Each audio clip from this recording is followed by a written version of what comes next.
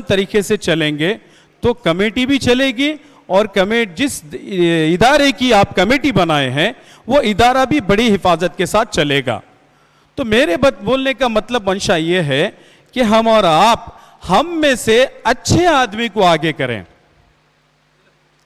क्योंकि हम और आप अच्छी तरीके से जानते हैं ईदगाह हो, कब्रिस्तान हो, दरगाह हो, झंडे कट्टा जो भी हो, इसके बारीकी से देखने की हम और आपको जरूरत है। इसका जवाब हमें दुनिया में तो देना है ही, आखिरत में भी इसका जवाब देना है। तो हम बारीकी से जो हम में से अच्छे लोग हैं उनको आगे करें। उनको आगे करने के बाद कमेटी जो वक्फ बोर्ड से आपके वो उसूल बताए गए हैं, वक्फ बोर्ड की तरफ से जो आपके ज़ाब्ते बताए गए हैं, वो तमाम चीज़ों को फॉलोअप करते हुए उस पर अमल करें।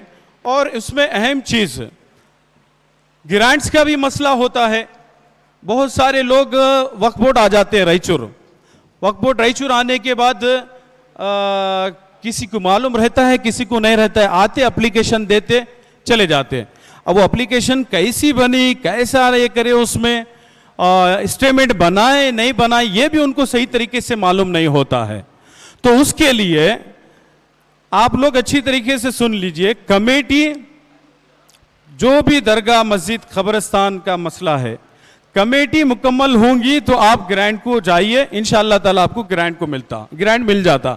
अगर आपके पास कमेटी ही नहीं है तो फिर आप 2 साल 3 साल हो गया ग्रांट डाल के, अब ग्रांट इतनी आ रहा बोल के ये शिकवा करने से बेहतर ये है कि सबसे पहले आप कमेटी पर ध्यान दे के कमेटी बनाइए। कमेटी बनाने के बाद ही आप ग्रांट के लिए ये कर सकते हैं। इसी तरीके से बहुत सारे लोग रायचूर हेड ऑफिस आ जाते हैं, उनको सही तरीके से उनका काम कैसे लेना वो मालूम ही नहीं रहता है, लेकिन किसी कोई भी आगे एप्लीकेशन दे दी और चले गए। ऐसे नहीं होना चाहिए। आप लोग आके वक्फ ऑफिसर कौन है, वक्फ चेयरमैन कौन है, उसके साथ बैठ के मीटिंग करना, आपके मसला क्या है वो पूरी तरीके से रखने के बाद आप रिसीप्ट लेकर जाना। किसी 1-2 आदमी से मिलकर आप ऑफिस से चले जाते हैं तो वो एक्चुअल जो हमारे ऑफिसर हैं उन तक बात नहीं पहुंचती। तो आप लोग फोनों पे राब्ता करने से बेहतर यही है, ऑफिस के किसी भी शख्स से, तो आप फौरन हमारे ऑफिस को आके अपना मसला डायरेक्ट रख सकते हैं, तब जाके आपके मसले की हल की एक सुई को हम कर सकते हैं। तो इसी तरीके से उमूमन अब हमारे पास कब्रिस्तान के बड़े मसले हैं। कब्रिस्तान अलर्ट हो गया, कमेटी वालों क्या करें, उसको जाके कब्जा नहीं करे मतलब उसको अपने इसमें नहीं ले लिए। कब्रिस्तान अलर्ट हो गया, हमारे कमेटी के लोग लापरवाही करके क्या कर दिए, उसको फेंसिंग नहीं करे, जिसकी वजह से दूसरों को हौसला बढ़ गया, वो दूसरे लोग उस कब्रिस्तान की जगह पे आके इंक्रोचमेंट कर दिए। तो उसके लिए इसी तरीके से कोई नालियां बन रही हैं, रास्ते बन रहे हैं कब्रिस्तानों में। तो ये तमाम चीज़ें, और एक इम्पोर्टेंट चीज़, वक्फ की जगह खाली रखने की ही वजह से, वक्फ की जगह को इस्तेमाल ना करने की वजह से ही अमेंडमेंट का ये बहुत बड़ा पहाड़ हमारे सर पर आके रुका हुआ है।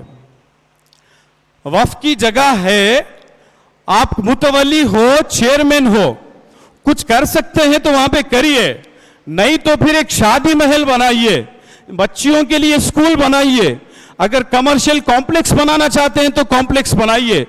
खुला रखने से आपका तो नुकसान हो ही रहा है, दूसरे की नीयत और नजर दोनों भी खराब हो रही है, जिसकी वजह से वो कागजी कार्रवाई कर रहा है, आपको पता ही नहीं है, उसके बारे में आपको इल्म ही नहीं है।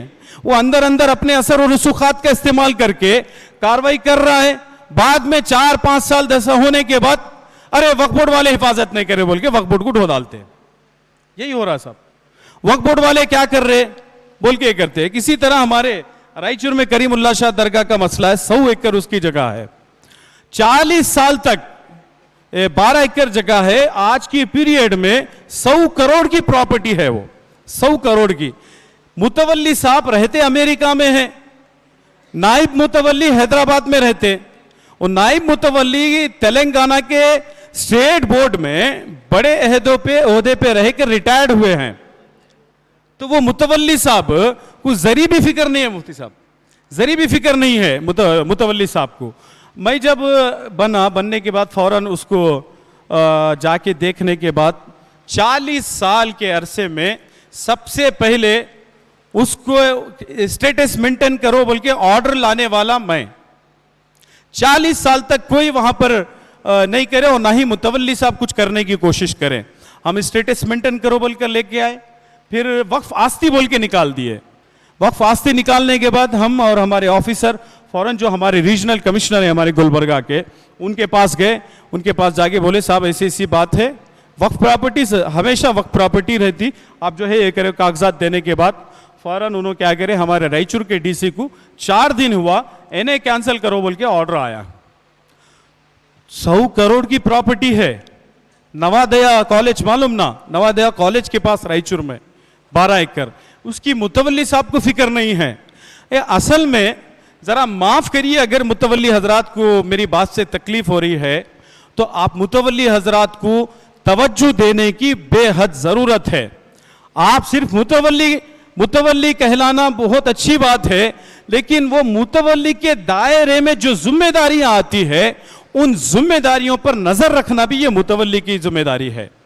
कानूनी तौर पे, अवामी सतह पे और वक्फ बोर्ड से आपका क्या ताउन हो रहा है, वक्फ बोर्ड आपके साथ किस तरह रिश्ता रखा हुआ है, यह भी मुतवल्लियों के लिए बहुत इंपॉर्टेंट चीज है। मुतवल्ली साहब बन जाते हैं मुतवल्ली, उसके बाद बहुत सारे खेत हैं हमारे दरगाहों के, कब्रस्तानों के कई मसले हैं, मुतवल्ली साहब को मालूम ही नहीं है। आइए कई ऐसे मुतवल्ली है उनको तो ये भी नहीं मालूम कि उनकी मुतवल्लीशिप में कितनी जगह है और कितने मसले हैं, ये भी नहीं मालूम कई लोगों को। तो मेरी मुतवल्ली हजरात से गुजारिश है कि ठीक है अब तक जो हुआ सो हुआ, अब पिछले चीजें उखाड़ के बैठने से कोई फायदा होने वाला नहीं है। तो अल्लाह वास्ते अब तो थोड़ा सा सीरियस हो जाइए। अगर हम सीरियस नहीं होंगे तो आज वक्फ अमेंडमेंट बिल लगने की बात हो रही है, अगर हम ऐसे ही सोते रहेंगे तो कल अमेंडमेंट बिल पास हो जाएंगी। यकीन करिए कब्रिस्तान हो किसी को दफनाना तो आपको परमिशन लेनी पड़ेगी आपको तहसीलदार या कमिश्नर से। मस्जिद में बयान करना हो मुफ्ती साहब को तो कमिश्नर से तकरीर लिख के लेने पड़ेगी मुफ्ती साहब को कि अब क्या बोलना है जुमा के दिन।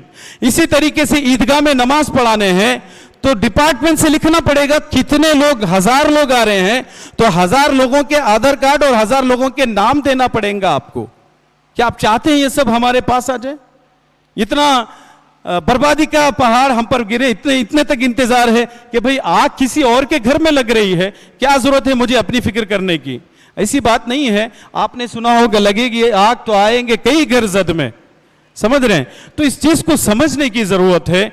अमेंडमेंट बिल के मुतालिक इस बारे में और क्या कर सकते हम, करने की जरूरत है। अगर हम खामोश बैठेंगे तो इसमें कुछ भी नहीं होगा। देखिए वक्फ मैं बड़े जिम्मेदारी के साथ कह रहा हूं, आप भी किसी जिम्मेदार जगह पर कहिए, वक्फ बोर्ड ने एक आधा इंच भी सरकारी जगह नहीं ली है। वक्फ की प्रॉपर्टी में 1 इंच भी सरकारी जगह नहीं है। ये जो भी जगह है ये हमारे बड़ों ने जो वक्फ किया है वो जगह है, ये सरकारी जगह नहीं है। तो उसके लिए हम और आपको सीरियस होकर इस चीज का मुआयना करना पड़ेगा। इसी तरीके से कब्रिस्तान, झंडे कट्टा, आशिर खाने के जो मसाइल हैं, वो रजिस्ट्रेशन के खाते के मसले इंशाअल्लाह ताला वो भी मैं आपके सामने रखूंगा।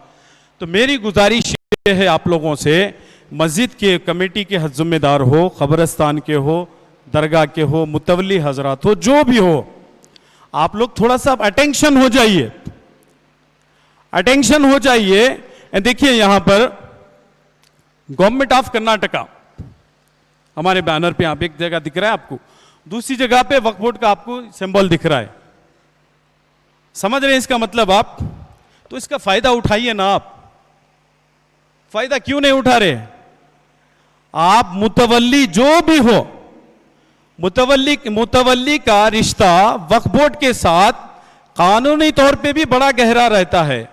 बाहैसियत मुतवल्ली आप वक्फ ऑफिसर हमारे स्टाफ से राब्ता करिए, बाज़ाब्ता जाकर आप एक वफद को लेके तहसीलदार के पास क्यों ना हो, कमिश्नर के पास क्यों ना हो, सरकारी दफातर में किसी भी जिम्मेदार के पास आप जाकर लीगल तरीके से अपना काम ले सकते हैं, अपनी बात रख सकते हैं आप।